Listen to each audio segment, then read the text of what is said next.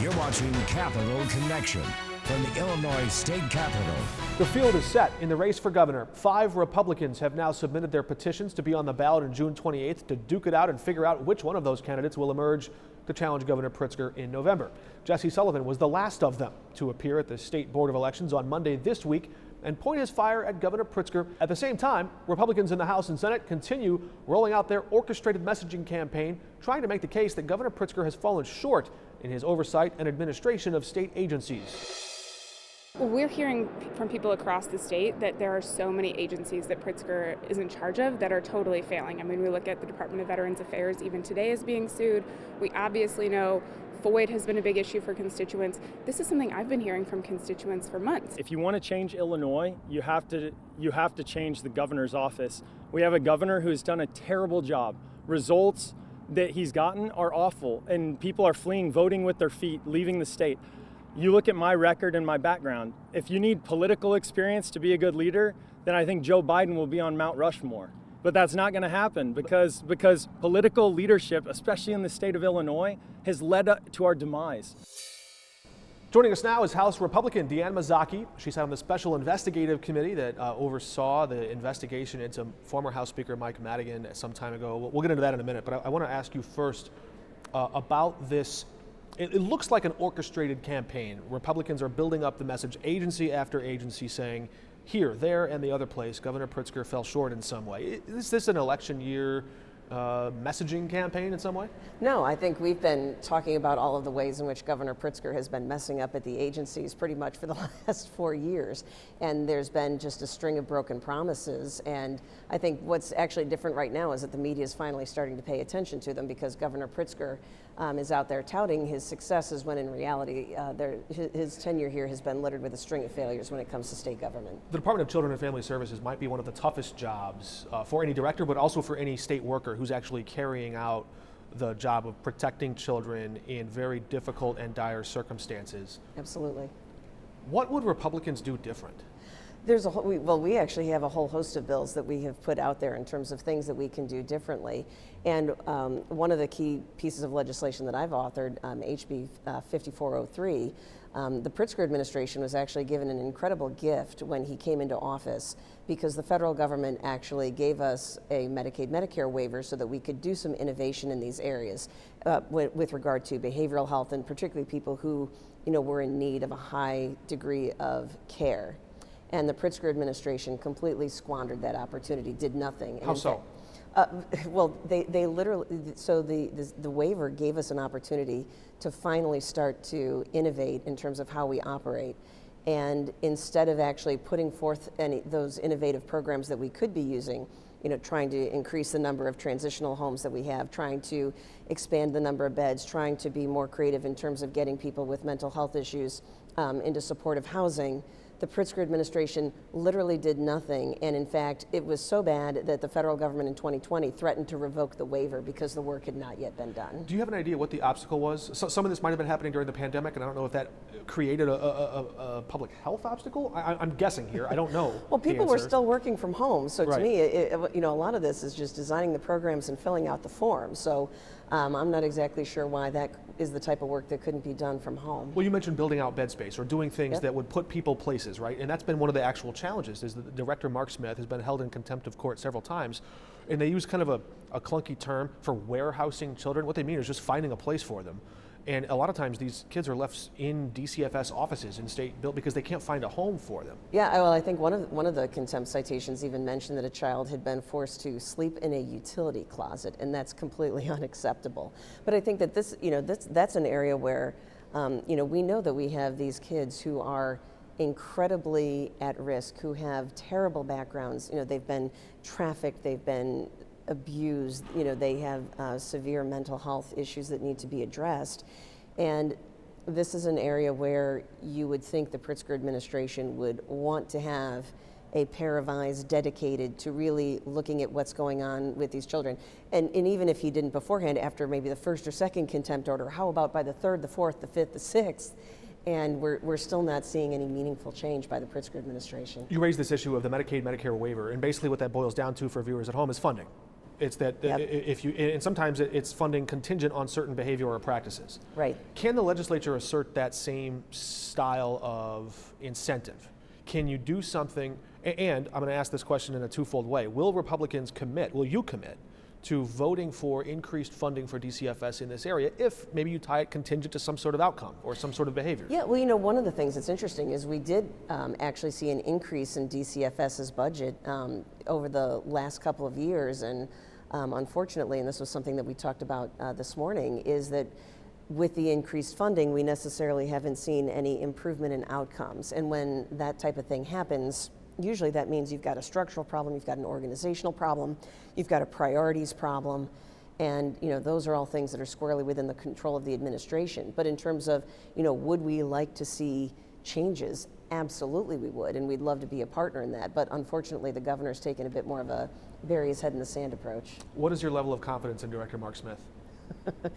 I don't have anything against Mark Smith personally, but I will say this: it is extraordinarily unusual for a court to hold the agency head personally in contempt of court for not following through on prior court orders and getting these kids into care. Mm-hmm.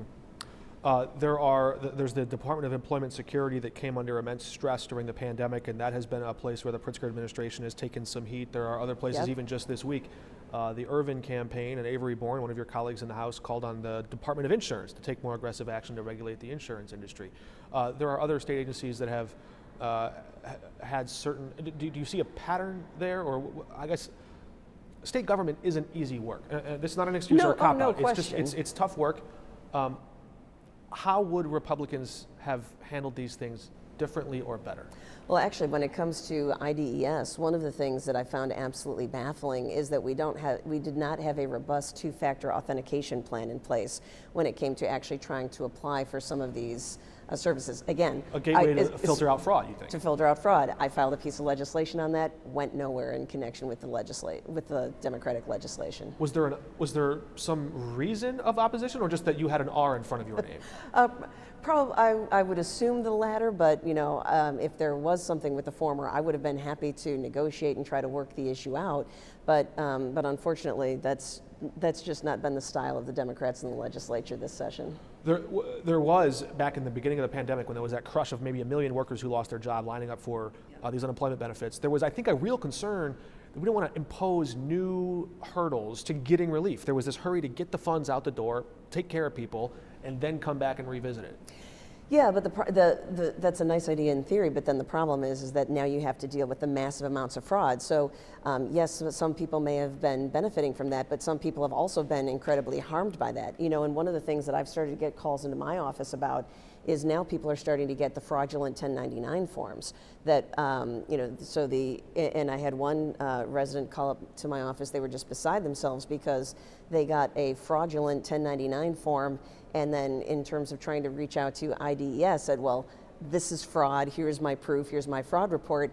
I reported this to law enforcement, then what response did they get from IDS? Can I get a substitute 1099 form before the tax filing deadline? And the answer was no. So you want to work at the IRS? They're trying to hire 5,000 new people, by the way, to process all of last year's tax claims. Good luck with that. Do we have any idea? So there was a $4.5 billion hole, a deficit blown in the Unemployment Insurance Trust Fund. This was the pocket of money that would pay out benefits to workers when they needed those checks.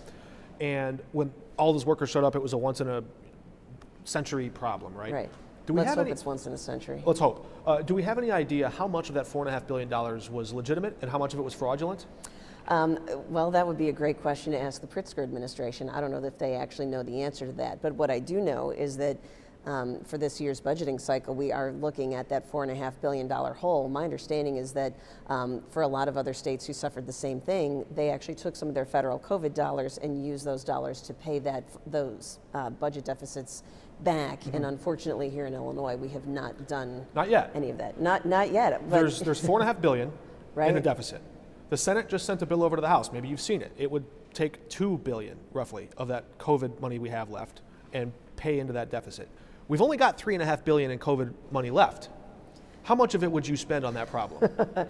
Well, I think that that's an issue that needs to get discussed and negotiated. But again, one of the reasons why I'm concerned is that we don't have $4.5 billion to pay it all off is because the Pritzker administration seems to have been taking a lot of COVID funds and using them to fill holes in the operating budget, which is really not what they were designed to do. So, can you give us a specific example? And the reason I'm asking you is because they have really adamantly denied that. They've said we have not used any federal COVID dollars to balance our budget. Yeah, the way in which I kind of view them sort of doing that is they keep, it's complicated, but the way in which they've kind of done the predictions in terms of revenue streams. So one of the things that they were allowed to use COVID dollars for is that if their revenues came in below expectations, then you could use some of the COVID dollars as a set-off against those loss of revenue expectations. And last year's budget rolls over into this year's budget. Yeah, and my understanding is that at least some of those federal dollars were in fact used for that purpose. If the Pritzker administration wants to deny it or go through it, they should actually be really clear about exactly tracking where all of those COVID dollars go, because it seems from some of the budget reports that I've seen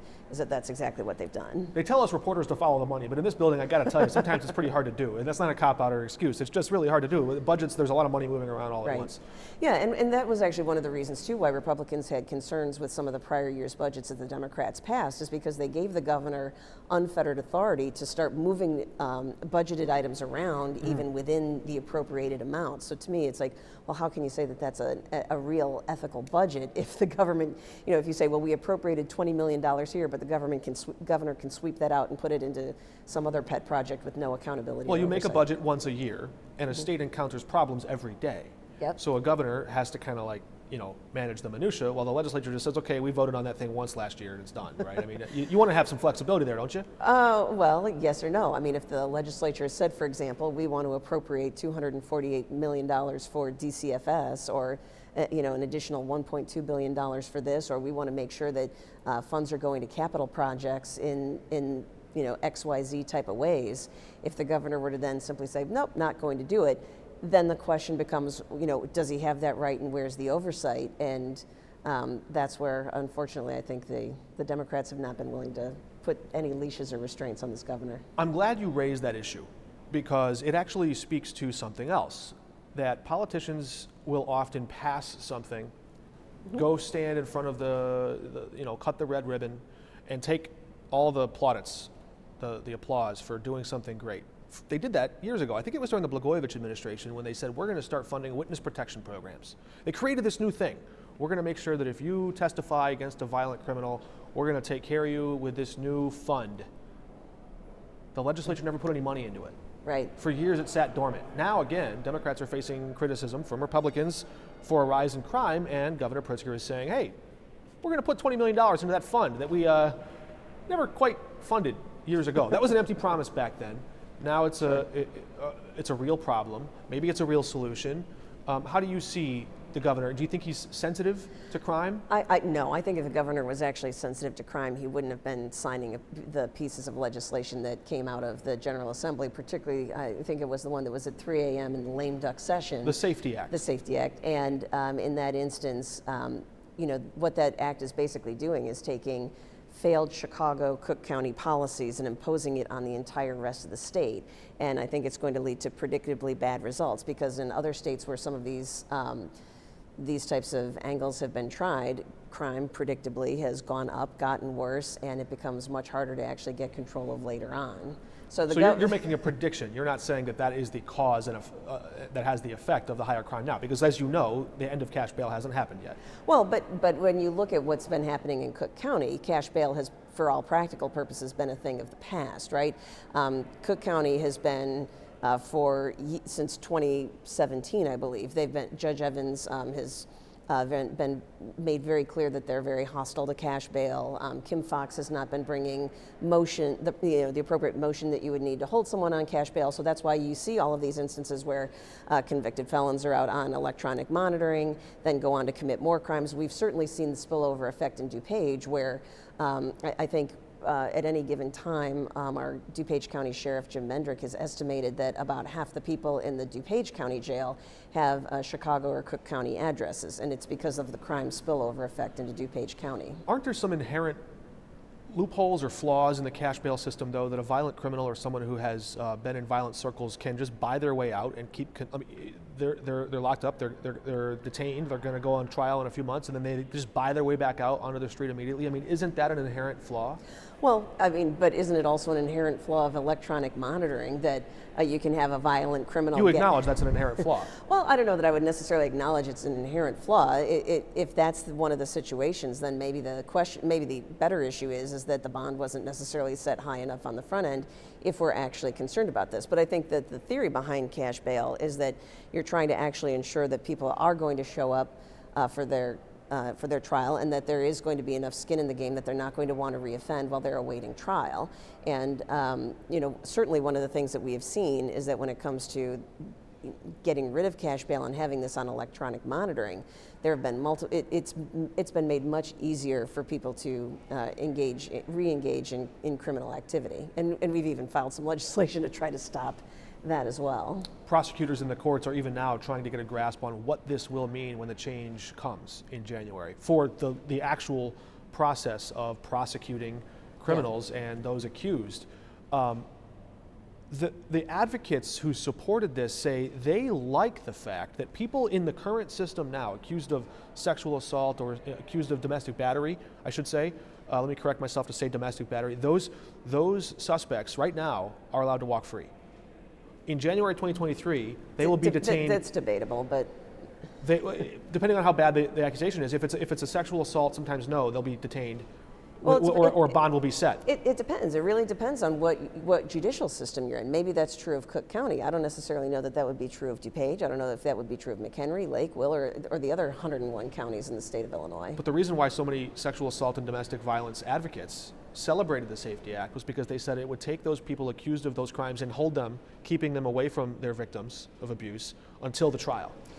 Yeah, I don't know that that prediction is necessarily going to be borne out. So, for example, one of the flaws that we identified in the Safety Act is that in connection, for example, with a bond hearing, someone is going, the accuser could potentially have to be brought into the bond hearing. So think about it. You just beat someone up in the context of a domestic violence situation, and now the abused person has to show up at a bond hearing, or else that person gets to go free. I don't know that that's necessarily a better outcome. Similarly, there's a bill in the House right now that would allow victims of domestic assault and sexual assault, is supported by the Coalition Against Sexual Assault, to allow that victim to appear in court virtually. Would you support that idea?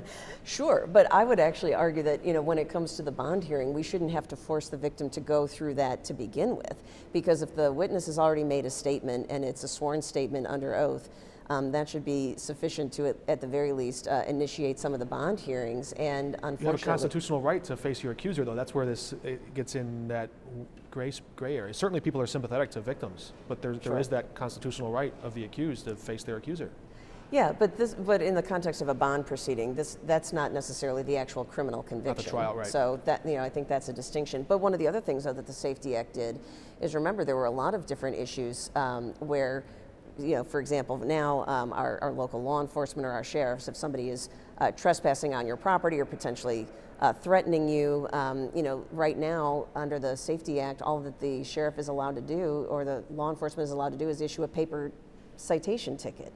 They are actually not going to be allowed to make an arrest unless some additional criminal act takes place. So certainly in the context of a domestic violence situation, it's very often the case where you will have one of the parties showing up, making threatening gestures, threatening comments, trespassing on property, and now instead of being able to actually arrest somebody, they're only going to be allowed to get served with a paper citation. And that's not, I don't think is going to that to me is not a solid doesn't cut policy it for your No. position. I've heard some pretty conservative prosecutors before say our society should be tougher on tough crimes, harder on hard crimes, and softer on soft ones.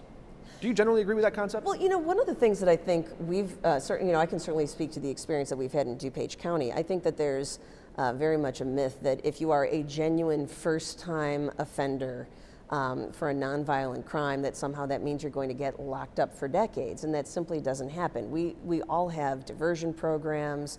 We have all sorts of things where we are trying to. You think there are pathways to grace in the justice system now? Oh, yeah, absolutely. And the question is, how many of those attempts do you get? Right, and that's actually an area where I think you can really see the distinction between DuPage County versus Cook County, for example. So in DuPage County, if you are going to go through that type of program, you will actually plead guilty, and then that sentence will be that plea and sentence will be expunged, assuming that you serve out your probationary period. And in that instance, there's been very low recidivism rates.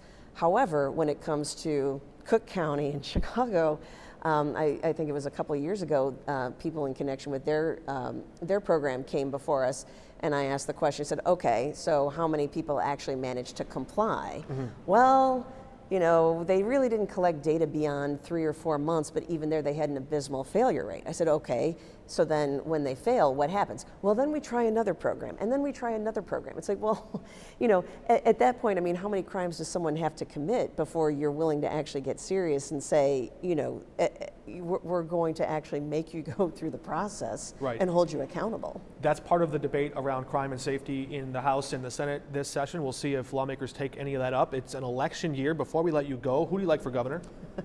Not J.B. Pritzker. Which Republican do you like for governor? I think that there's a lot of interesting debate that you're going to see on the Republican side of the aisle. I make a point of not doing any endorsements because, as a general rule, I don't ask for endorsements, so I like to not give endorsements.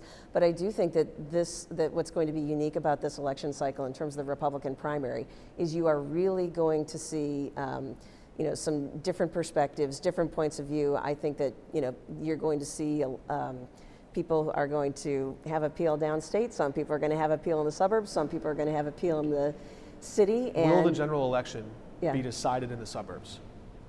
I think that the suburbs are going to come roaring back in terms of trying to show their influence on the state, because the suburbs have really been the poor stepchild in the state of Illinois. So in DuPage County, you're as a redheaded stepchild. There you go. I'm not touching that one. But in DuPage County, there was a study, I think, by the Daily Herald newspaper a few years ago that indicated that for every dollar that DuPage County sent down to the state of Illinois, we got 32 cents back. So the suburbs are affluent. Well, there's a lot of affluent people in the city of Chicago too, and in other areas of the state. But I think that it is one of those things, though, where I think that one of the things that you do see in the suburbs is that people are willing to pay for services, but they want to make sure that they're actually getting good value. Customer service. Yeah, and and I think you see it in DuPage County. We've actually had, our residents have been incredibly generous when it comes to county and local government and making sure that we've actually got cities that work and counties that work. And school districts take a lot of the taxing money from the suburbs, though. I mean, you see some of those school districts have pretty nice athletic facilities. I think almost 80% of my property tax bill goes to my local school district. Quickly, in 2018, Governor Pritzker celebrated turning DuPage into Blue Page. What will it be in 2022?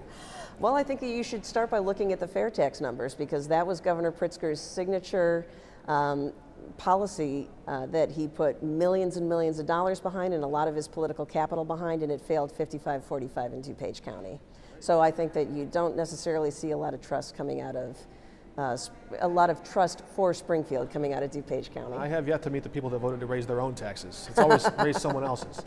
House Republican Deanna Mazzochi, thank you for joining us. Thank you, Mark. And when we come back, a House Democrat who spent much of his career on Wall Street making forecasts and predictions into the long term describes why short-term politics and election years often have lawmakers' priorities focused on the wrong things. Our conversation with Mark Walker is next.